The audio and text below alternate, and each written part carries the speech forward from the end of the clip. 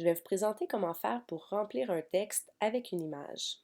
Donc, je vais vous montrer en gros ce qu'on va faire là, pour réaliser cette image-là. Premièrement, on va partir d'une image de base et d'un texte que j'ai rempli dans Photoshop.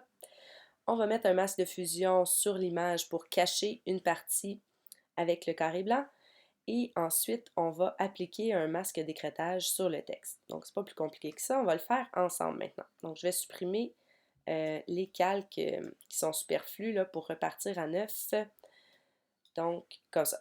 Donc, j'ai mon image de base, j'ai mon texte que je veux faire interagir avec.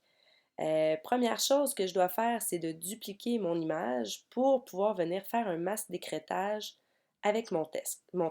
Pardon. Donc, j'ai dupliqué mon image, je positionne le calque au-dessus de mon texte. Et pour faire le masque d'écrêtage, je pèse la touche Alt, je positionne mon curseur entre les deux calques et je viens créer mon masque d'écrêtage. Bon, là, on ne voit pas grand-chose parce que c'est image sur image, là.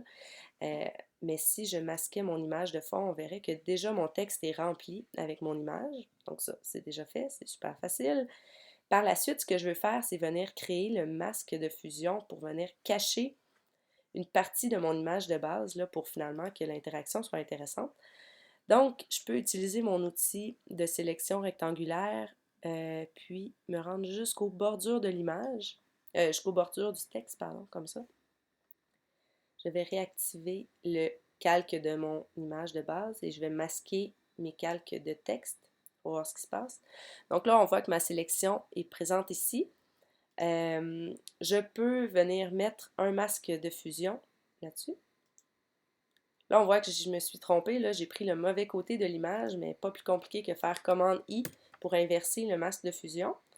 Et je viens réactiver mes calques et mon image est réglée.